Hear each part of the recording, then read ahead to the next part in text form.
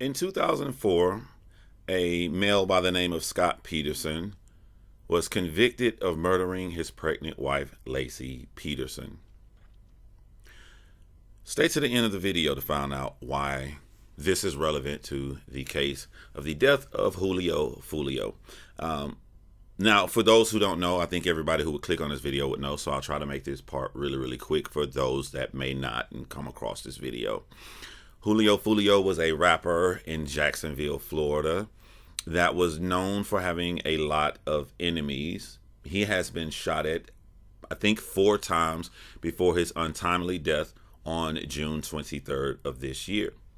Why June 23rd of this year seems important to this story is because one of his top enemies in the city of Jacksonville, Florida, goes by the name of Yungeen Ace.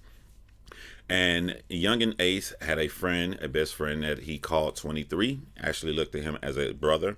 And he was attending 23's birthday celebration. They went out to eat. Yungeen Ace, 23, 2 other guys. They announced on Instagram where they were. You can see the building location. And they go outside. They get in their car. They drive away. And all 4 guys are shot. Yungeen Ace is the only survivor. 23 dies, and the other 2 males in the car, Yungeen Ace's brother, dies as well too.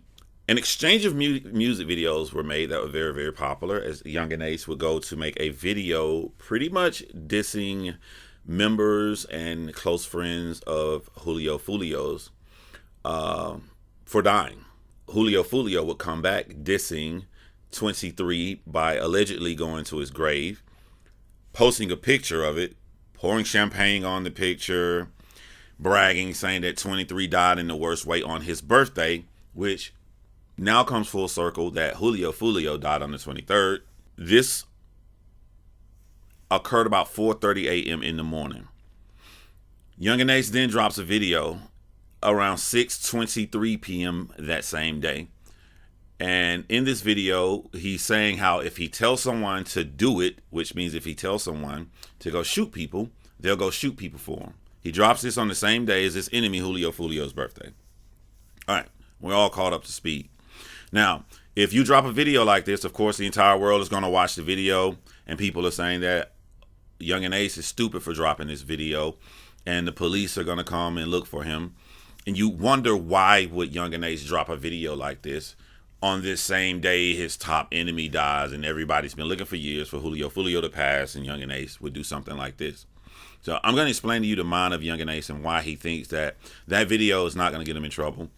And then I'm going to explain something he missed that I don't understand why anybody would miss this, of why this was the most dumbest shit he could do. So why Yungeen Ace thinks that this video isn't going to hurt him. Number 1, I rap, I make videos. The editing process is extremely long. I've been in film competitions, where a short film competition to where it's called the 48-hour film festival in Atlanta, Georgia. You get 2 days and you have to make a short film. These short films are around 7 minutes long. People are rushing to the last second to get their film inserted in the film festival, because they're literally standing in line doing the last minute edits on their videos. It takes a long time to edit stuff, especially when you're shooting in 8K and you got good footage and good camera work. If Julio Fulio passed away at 4:30 a.m. in the morning, we only have about an hour and a half of sunlight left. Now, if Yungeen Ace had nothing to do with it, you got to add on the time of when he will find out. If he did have something to do with it, then Yungeen Ace will probably know within 5 to 10 minutes after the death of Julio Fulio, if he actually sent someone to him. We're going to look at both ways. So you got an hour and a half of sunlight. If you watch this music video, the entire video is shot at nighttime. So I can get inside Yungeen Ace's head. You can't say that this song has anything to do with his death, because I would have had to, within 1 hour and a half before sunlight come up, write the song, rap the song, record the song, get an entire crew, all my friends together for a video shoot the entire video, and then have someone edit all of this footage in an hour and a half. That is physically impossible. Physically impossible. So what really happened This video was already shot. This video was already made. And what he feels in his head is that no jurors can say anything about this video because it's impossible. And I'm sitting here watching the video, and I think, and this is just my subjective opinion, I think that this video was shot to mock the attempted murder on Julio Fulio 8 months prior, when Julio was shot in the foot. Had a very gruesome foot wound. When you hear somebody get shot in the foot, you don't think it's serious. That man, the hole in his foot was about this big, broke bones in his body. And I think that that's what this song, if you listen to this song, which I'm going to go over some lyrics here, is sort of mocking this attempted murder on Julio Fulio. When you're in hip hop, you tend to think that like stuff is old within 2 weeks. Now maybe that stuff is old within 3 days. And you get caught into this hip hop world of when news is old. An attempted murder is not old at all in 8 months. An attempted murder does not stop when someone dies. If you try to kill someone and the next day they get hit by a bus, the police still can investigate the attempted murder on that person's life. So now when you look at the lyrics to the song, you look at how it was shot, how it was put out, this could land him in a lot of trouble just on the attempted murder. But that's not even, for lack of a better word, the smoking gun. Yungeen Ace's big problem is the number 12. The number 12 is why it is extremely stupid for these rappers to talk about the murders of their dead ops. Because these rappers have gone to court so much that they look at things as black and white. I can say something that's similar in my rap song because you can't do anything to me about it, because you have to have physical proof and a connection to match that to it. You can't even use the rap song in court unless you have a connection to it. When rappers think this, they are correct. That's how it's supposed to be. But we don't live in a world full of robots. We don't live in a world full of going directly by the book. And we can look into this, into every case that's come out. We can look into this, into the YSL trial. So yes, you're supposed to go by the book, but you made a grave mistake when you underestimated the number 12, because the number 12 is how many subjective human beings get to decide the fate of your life. Even no matter how hard we try, we have our biases. We try to deny them. We try to lie about them. All of us have biases.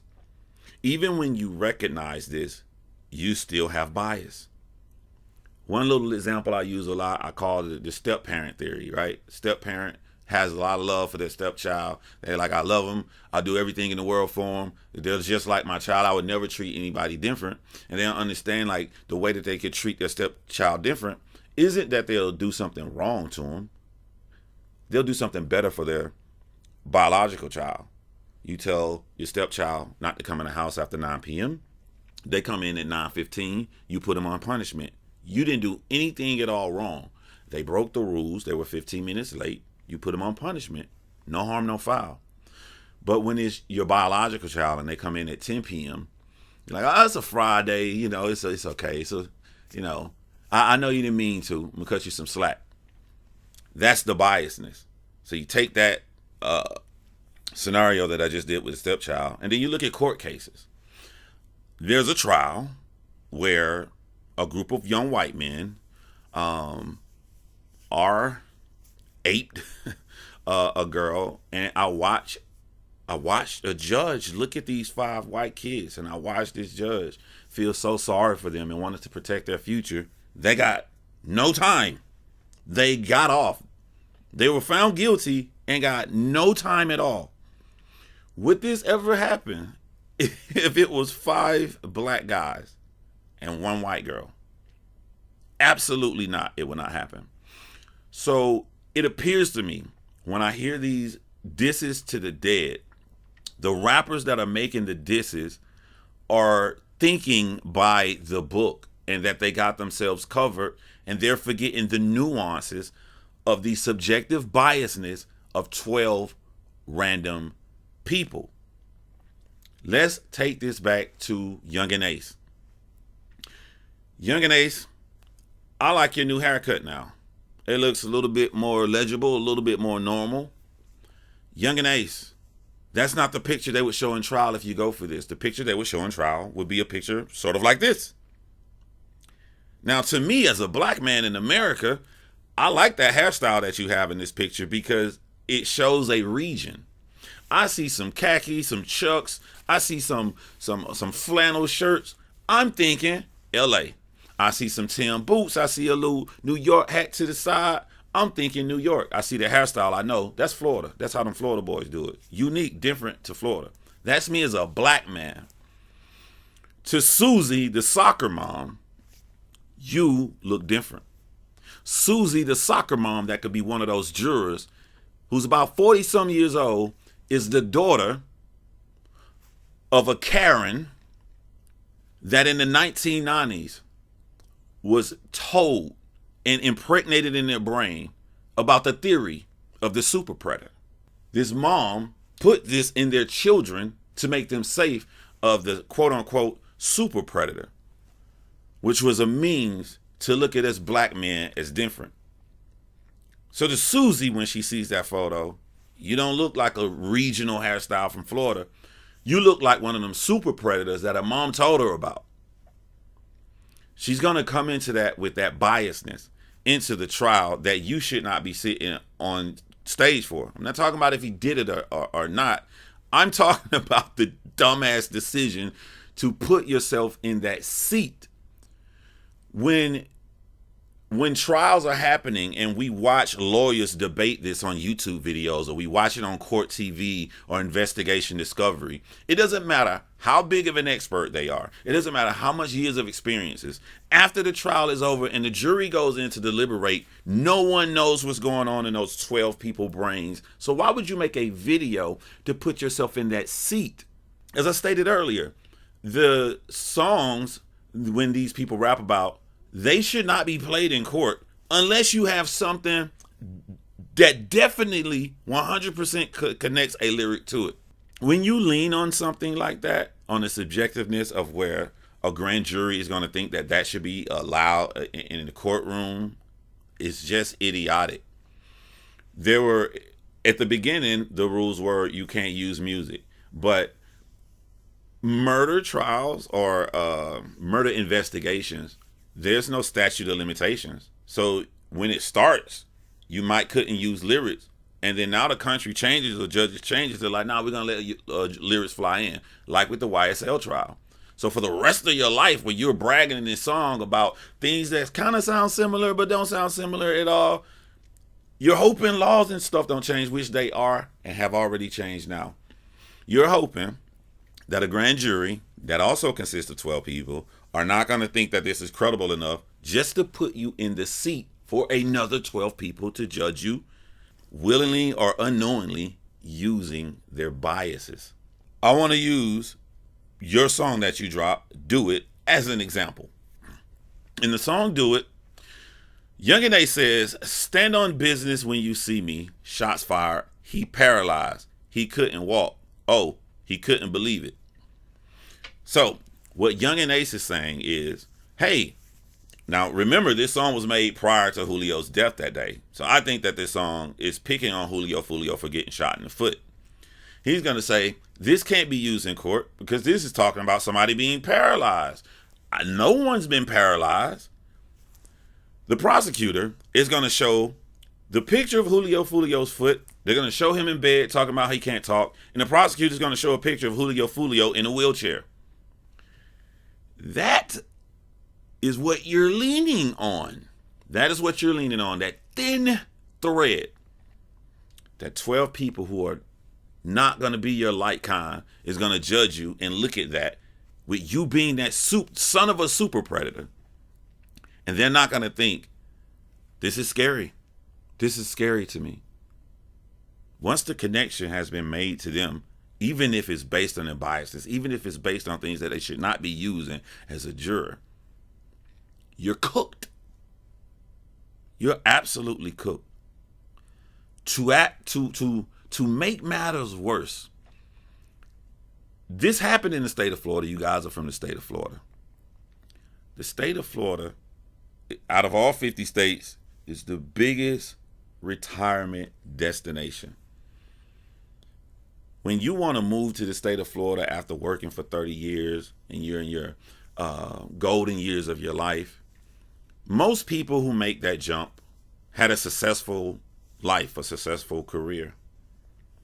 What do you think the race of most of these people are?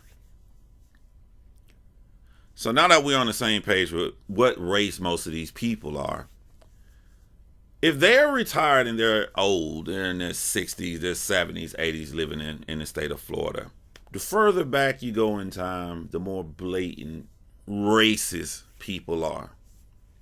And now they got to pull from a pool of these racist, old, retired people who think that you're a super predator. And they're going to see something that is not of their like kind. That's why I use the film A Time to Kill as an example, because that was one of the most greatest ways to display, and they flipped it and displayed the biasness that lives inside of us. Because instead of saying the biasness is bad, what helped that film, what saved Samuel L. Jackson's character life, was the biasness in white Americans. They see a little black girl. Make them see your like kind. Make them see my little black girl as what if it was one of them? What if it was a little white girl? And from that, none of the information in the trial changed. It just opened their eyes to see them as the same way. What about you in making music videos, consistently talking about the dead, bathing blood in one of your videos in a tub? That looks completely different from them. That looks like the criminals and stuff that they put in movies and films. What is it about you that they're going to extend that to you? At the beginning of this video, I mentioned Scott Peterson and murdering his wife. And the reason I mentioned that was because right when Scott Peterson was found guilty, one of the jurors on that trial, I think they would name out Strawberry Shortcake or whatever, because she had really red hair. One of those jurors came out after the court laughing, mocking. She was biased the entire time. Said it on national television. She couldn't wait to get this man locked up. She didn't care what the prosecution said. She saw in that jury, she already had her mind made up because his pregnant wife was murdered. And she was beaten and didn't tell the defense. She was beaten when she was pregnant by her boyfriend. That's her past trauma that she connected with, and she didn't care about anything going on in that trial. 20 years later, they tried to reopen the case because he had a biased juror. And this white man was denied a retrial. I personally think Scott Peterson killed his wife and hope that he rots in jail forever, or he's, go to the chair. I think he did it. But if we're following the rules of the court, I think Scott Peterson deserves a new trial. Just to be found guilty the right way and sentenced. But we shouldn't live in a world of how it should be.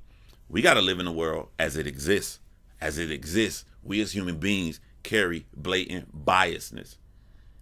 We are very subjective in our lifestyle, how we were raised, and our experiences. So to do the things that you guys do and make these songs, every time I hear stuff like this, I'm like, why would he sit himself down in a chair? You guys rap about, I beat the case, I was found not guilty. In order to beat the case, you've lost millions of dollars on a lawyer. And you've put yourself in a seat with strangers who don't know you, who may not live your walks of life. Why put yourself there? With the amount of attention the song that was made years ago, Who I Smoke, and the tens of millions of views that song has gotten, along with dropping this song on the exact same day. I mean, it doesn't take it. An idiot could see that this song was made prior to Julio Fulio's death. None of that shit matters. What matters is, to regular citizens, this is demonic behavior that needs to be immediately removed from our streets. And you made the prosecutor's job so much more easier for them to disconnect and not view you as a human being. So, do I think that Yungeen Ace has something to do with the murder of Julio Fulio? To me, that doesn't depend on morals. There are no morals. You killed my people, I'll kill your people back. What that decision would depend on is, do I think Yungeen Ace thinks that he's so smart that a trail would not lead to him? And some of the dumb shit that these rappers do or people do for a trail not to lead to them, I'm not going to use my phone. Oh, I got this burner phone. And they forget that satellites and stuff is everywhere. Also, I have to take into consideration that one thing that we don't do as the audience, we only look at the popular person. We only look at Yungeen Ace. When those 3 guys died in that car with Yungeen Ace, we connect 23 to Yungeen Ace. One straight line, 23 to Yungeen Ace. 23 was an whole entire fucking human being. There's many lines connected to 23. His mom, his grandma, his brothers, his other friends we don't know about who love him just as much as Yungeen Ace. All who could be from the street like Yungeen Ace, who will all have the motive that will still be around in Jacksonville since Yungeen Ace can't go to Jacksonville, that will equally want to take the life of Julio Fulio. We only look at the famous person, but there are a lot of people who are very, very upset at the actions that Julio Fulio did that are not famous, that could have easily done it. And we also never take into consideration that people could really like Yungeen Ace, and they could live in Jacksonville, Florida, and they can see the flyer that Julio Fulio put up for the party that he's having, and they could on their own go drive down, kill Julio Fulio, and just do it to make Yungeen Ace happy without Yungeen Ace not even knowing the details of what went on. This happened in the case of FBG Duck. King Von didn't get to make the call to tell his homies to go kill him, but his homies went to go kill him anyway. They were all found guilty, but there was no connection, no phone. There was nothing that led back, now that we know everything about the case, to King Von making a call to tell them to go do that. So he got a freebie in that I hate you, I want you dead, but I ain't have nothing to do with it. That could also be something that happened with Yungeen Ace. He could got a freebie, and it could give him the vigor and the courage to rap about it because he knows he has nothing to do with it. Or he could think he can outsmart the cops, and he could have something to do with it. I would not know because Julio Fulio has so many enemies. But I will end this video saying that makes it even more sad when you do dumb shit like this, because you can go from having a freebie meaning somebody else killed your biggest enemy, you had nothing to do with it. But you have now put yourself in that seat, and none of that shit matters. It matters about the subjective opinion of 12 people who may see this demonic stuff that gets led into court and think that you did it. So you go from a win, from your enemy dying and you had nothing to do with it, to a loss. It would remind me of the final scene of Jason versus Freddy, with you guys being these big enemies, you know. Freddy lost, Freddy went back to hell. And Freddie Glove came up one more time to drag him back down with him, giving Julio Fulio, even in death, the last laugh.